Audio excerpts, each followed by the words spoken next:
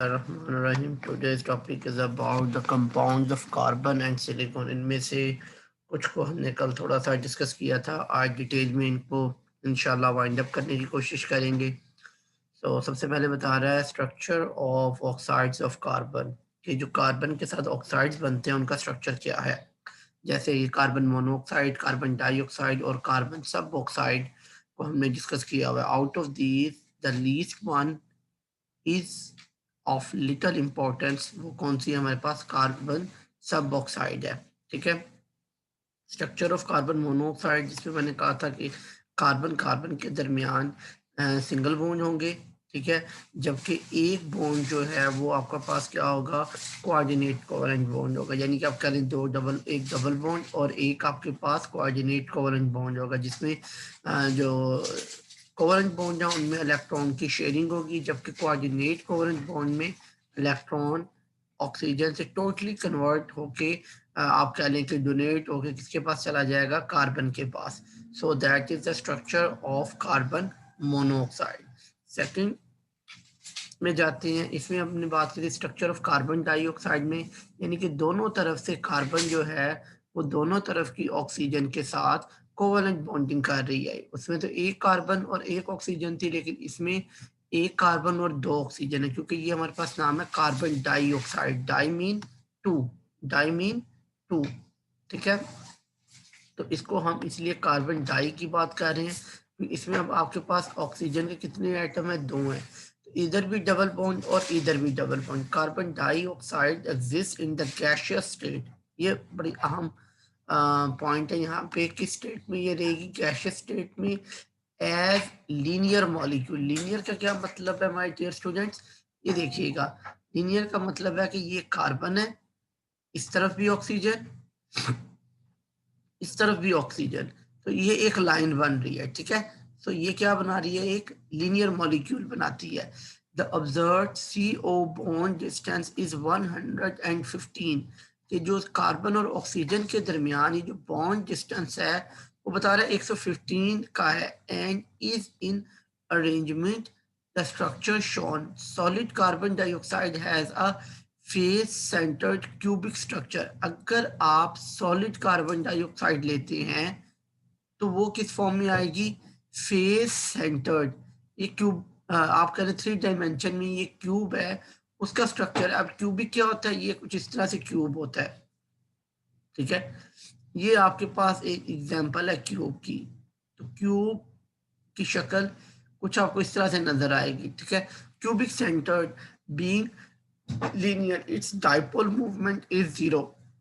अच्छा, ये बड़ा अहम पॉइंट है, कहता है कि जब कार्बन डाइऑक्साइड ऐसे लीनियर में होगी तो इसका जो डाइपोल मूवमेंट है वो क्या होगा, जीरो होगा।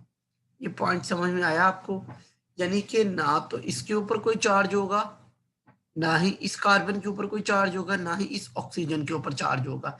रीजन क्या है, कि जो इधर वाली ऑक्सीजन जितनी इलेक्ट्रॉन नेगेटिविटी से ये इलेक्ट्रॉन शेयर पेयर को अपनी तरफ अट्रैक्ट करेगी, उतनी ही अमाउंट के साथ, उतनी ही फोर्स के साथ ये वाली ऑक्सीजन भी शेयर पेयर ऑफ इलेक्ट्रॉन को अपनी तरफ अट्रैक्ट करेगी, जिसकी वजह से किसी किस्म का कोई डाइपोल मूवमेंट इसके ऊपर नहीं आएगा।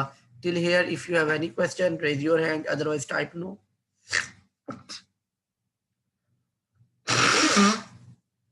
Okay, thank you.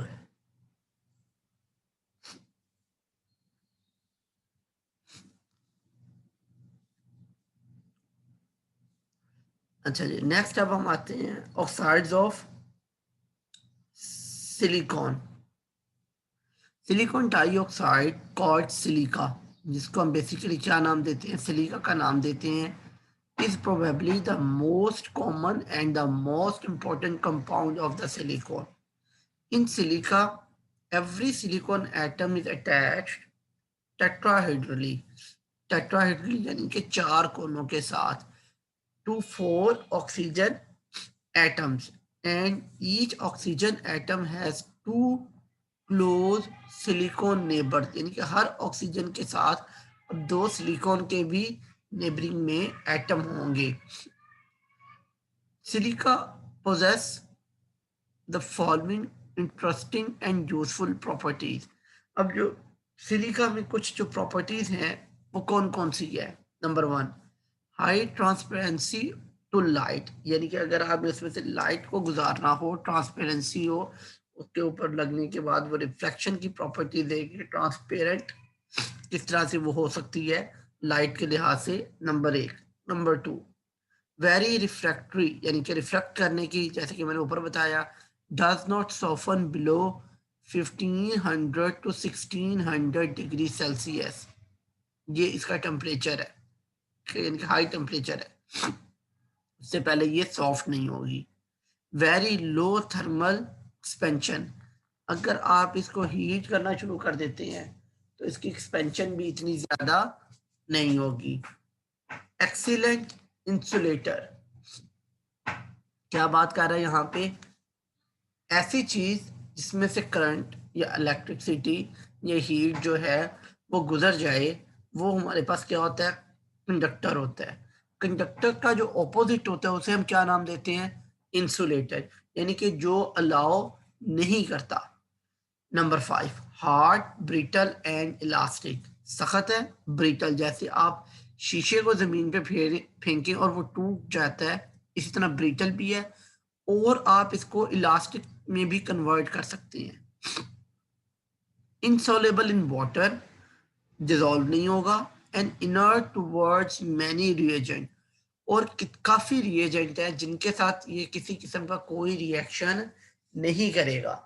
It is resistance towards all acids except HF, तमाम एसिड्स के साथ ये रिएक्शन नहीं करता, रेजिस्ट करता है, एक्सेप्ट मास वाई किसके, HF के साथ, हाइड्रोजन फ्लोराइड के साथ। ठीक है, यहां तक कोई क्वेश्चन है, you can raise your hand, otherwise type.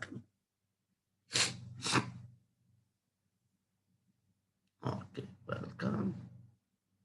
अच्छा जी, क्वार्ट्ज के बारे में मैंने आपको पहले भी बताया था, फिर आ गया। Quartz is common crystalline form of silicon dioxide, is a hard, brittle, refractor, colorless solid which differ very markedly from carbon dioxide। किससे इसमें वेरिएशन आएगी, कार्बन डाइऑक्साइड के लिहाज से। Both carbon and silicon have 4 electrons in their valence shell and both also form 4 covalent bond। बड़ा अहम point है, मैंने कहा था आपको शुरू में ही कि इस ग्रुप के जो मेंबर हैं उनका outermost shell half fill, क्यों, क्योंकि ये फोर्थ ग्रुप में है। So why should there be a big difference between carbon dioxide and silicon dioxide, ये क्या रीजन है फिर। कार्बन का भी स्ट्रक्चर वैसे ही है, आउटर मोस्ट शेल में 4 इलेक्ट्रॉन, सिलिकॉन में भी वैसे ही है, आउटर मोस्ट शेल में 4 इलेक्ट्रॉन, लेकिन उसके बावजूद क्या रीजन है कि कार्बन और सिलिकॉन जो हैं वो एक दूसरे से इतनी ज्यादा वेरिएशन को शो करते हैं। Sorry, the answer lies in fact that silicon atom are much larger. पहली रीजन क्या बता रहा है आपको, सिलिकॉन एटम का साइज बहुत बड़ा है then carbon atom.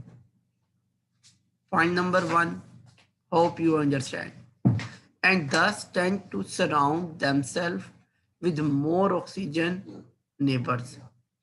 Silicon formed only single bond to oxygen atom, यानी कि single covalent bond कहते हैं, whereas carbon may form double bond. That is second point. Carbon in fact form double bond to each of the 2 oxygen atoms to produce small symmetrical linear molecule carbon dioxide, which is volatile and reasonably reactive. Till here, any question? You can raise your hand, otherwise type no. Okay. The silicon atom can be approached closely by 4 oxygen atom. क्या कह रहा है जी, silicon atom जो है वो बड़ी आसानी के साथ करीब आ जाता है of 4 oxygen atom and form a single bond to each at tetrahedral angle. This structure can be continued in three dimensions to produce a continuous giant silicon oxygen network extended out to give a massive silicon dioxide crystal. यानी कि अगर let's suppose यहाँ पे ये silicon है, कुछ इधर oxygen oxygen oxygen oxygen, इस तरह से ये बॉन्डिंग यहाँ पे करेगा और ये एक क्रिस्टल बनाएगा, ठीक है।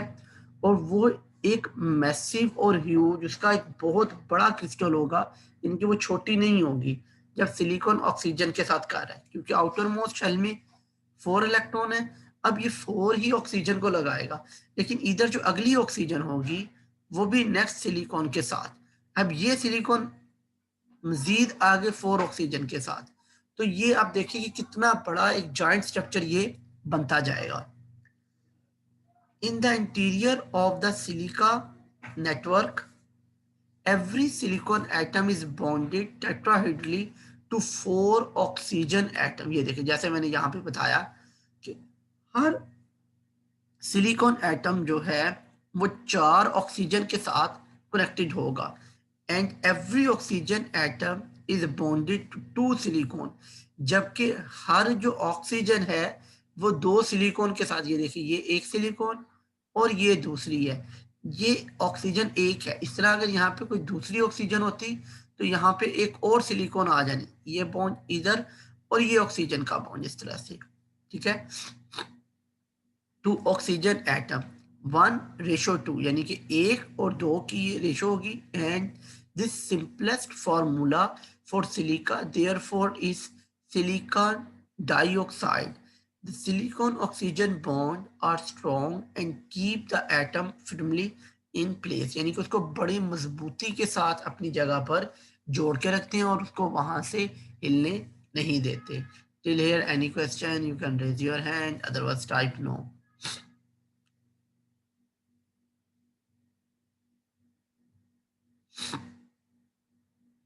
Okay, thank you. Note, however, that it is not the molecular formula of silica, but the whole chunk, यानी कि टोटल जिसमें उनमें आ जाए एटम सिलिकॉन और ऑक्सीजन की of silica must be considered to be essentially one molecule। लेकिन इन सबको हम क्या समझते हैं, एक मॉलिक्यूल की हैसियत से रखते हैं। The atom of silicon and oxygen at the surface of the chunk don't have all their valence forces satisfied. अच्छा ये बड़ा अहम पॉइंट है, इसको समझिएगा। फॉर एग्जांपल ये सरफेस है इस मॉलिक्यूल की, ये अपर सरफेस है, यहाँ पे सिलिकॉन भी है ऑक्सीजन भी है। कहता है ये जो अपर सरफेस में मौजूद जो एटम है ना, इनकी वैलेंसी जो है वो मुकम्मल नहीं है, ठीक है। जाहिर है अगर यहाँ पे सिलिकॉन है अपर साइड पे, तो इसको ये वाला बॉन्ड मुकम्मल करने के लिए ऑक्सीजन चाहिए, जो कि नहीं है।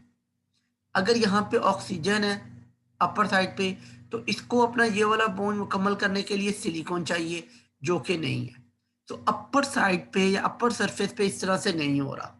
फिर क्या होगा, atom of the silicon oxygen at the surface of the chunk don't have all their valence forces satisfied as it shown by the high surface activity of the silica। यही रीजन है कि इसकी जो अपर सरफेस है वो क्या होती है, बहुत ज्यादा एक्टिव होती है, ठीक है। In each of various crystalline forms of silica there is a special pattern which is repeated throughout the crystal। अच्छा वो कह रहे हैं कि इन तमाम में एक खास किस्म का पैटर्न पाया जाता है जो बार बार रिपीट होता है, और वो क्या होता है, रेगुलर डेफिनेट क्रिस्टल लेटिस बनाता है। मैं कहता हूँ कि मेरे पास ये एक इस तरह की शेप है, फॉर एग्जाम्पल यही शेप मेरे पास आगे भी है, यही शेप आगे भी चल रही है। अब ये देखिएगा, ये जो शेप है ये रेगुलर इंटरवल के बाद रिपीट हो रही है, जिसकी वजह से क्या होगा कि इसमें क्या आ जाएगा, एक रेपिटिशन आएगी, रिपीट हो रही है और थ्रू आउट द क्रिस्टल वो मूव कर रही है। The regular tetrahedral arrangement of 4 oxygen atom around each silicon persist in each crystalline form, but silicon oxygen and silicon bond angle and the portion about each silicon oxygen bond are different in the different polymeric species, जिनमें different किस्म की shapes आती हैं और वो atom बनते हैं, उन्हीं स्पीशीज में ये क्या होंगी, डिफरेंट होगी। लेकिन जो इनकी रोटेशन होगी सिलिकॉन और ऑक्सीजन बॉन्ड की, वो फिर अपनी उस मॉलिक्यूल के लिहाज से क्या होती जाएंगी, डिफर होती जाएंगी। Till here if you have any question please raise your hand, otherwise type no.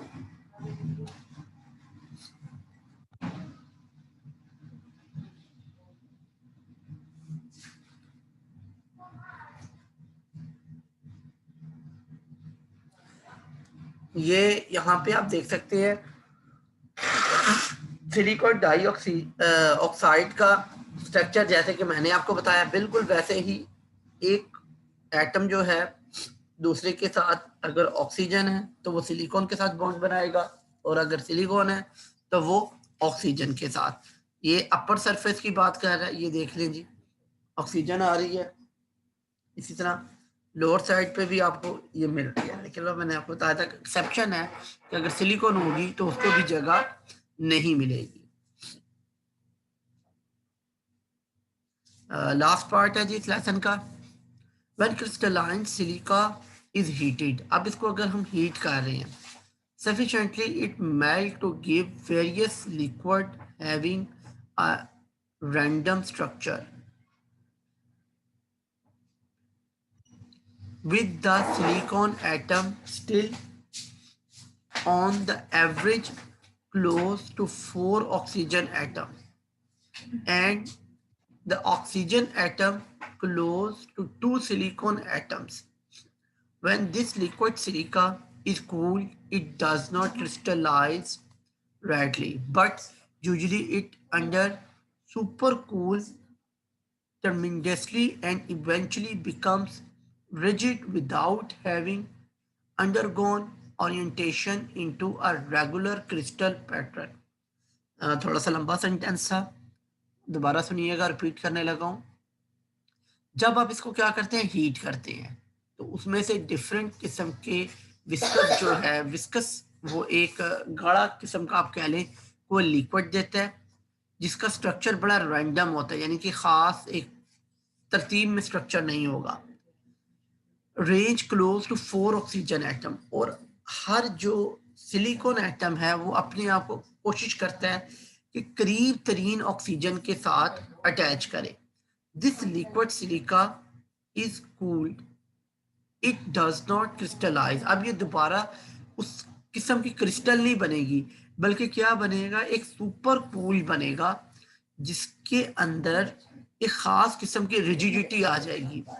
जैसे कि हम शीशे को भी सुपर कूल लिक्विड कहते हैं, हालांकि ये सॉलिड है, लेकिन ये इस किस्म का सुपर कूल लिक्विड होता है। Having undergoing orientations into a regular crystal pattern, this rigid high under supercool liquid is called vitreous silica और सिलिका ग्लास। जैसे मैंने अभी आपको कहा, ये ग्लास वगैरह की बात है। frequently incorrectly referred to as a fused quartz, जिसको हम बेसिकली नाम देते हैं fused quartz का। so till here if you have any question raise your hand, otherwise type no.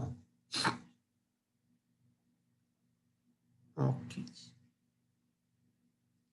ठीक है, मेरा ख्याल है यहाँ तक इसको स्टॉप करते हैं, क्योंकि फिर अगला टॉपिक हमारे पास कंप्लीट नहीं कर पाएंगे यूजेस।